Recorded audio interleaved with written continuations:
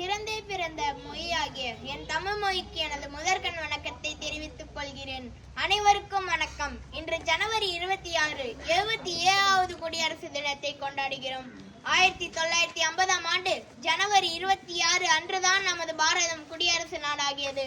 எல்லோரும் ஓர் குலம், எல்லோரும் ஓரினம், எல்லோரும் இந்திய மக்கள் என்ற மகாகவி பாரதியாரின் வரிகளுக்கேற்ப சாதி, மதம், இனம், மொழி கடந்து கொண்டாடும் விழாதான் குடியரசு தினமாகும்.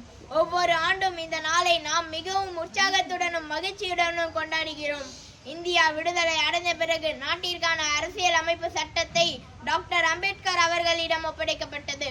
அம்பேத்கர் தலைமையில் அமைக்கப்பட்ட குழு இந்திய அரசியல் அமைப்பு சட்டத்தை வரைவை உருவாக்கியது.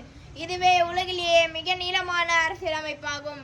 இந்த பொன்னான தருணத்தில் பல்வேறு இன்னங்கள் போராட்டங்களுக்கு இடையே சுதந்திரத்தை வாங்கி கொடுத்த தியாகிகளை நினைவு கூறுவோம்.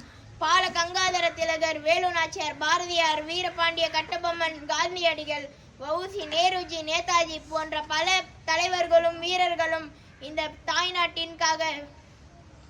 தாய்நாட்டின் சுதந்திரத்திற்காக தம் உயிரையும் உடைமைகளும் இழந்தனர். எம் பாரதம் குடியரசாகிய இந்த பொன்னாளில் என் தாய் மண்ணே உனக்கு வீர வணக்கம். உணர்ச்சி பொங்கும் நாள். அனைவரும் ஒன்றாய் கைகோர்த்து என் தாய் நாடு வல்லரசாக்கும் என கூறி இத்திருநாளில் உறுதியேற்போம். நன்றி, வணக்கம். வாழ்க பாரதம், வளர்க பாரதம், வந்தே பாரதம். நன்றி, வணக்கம்.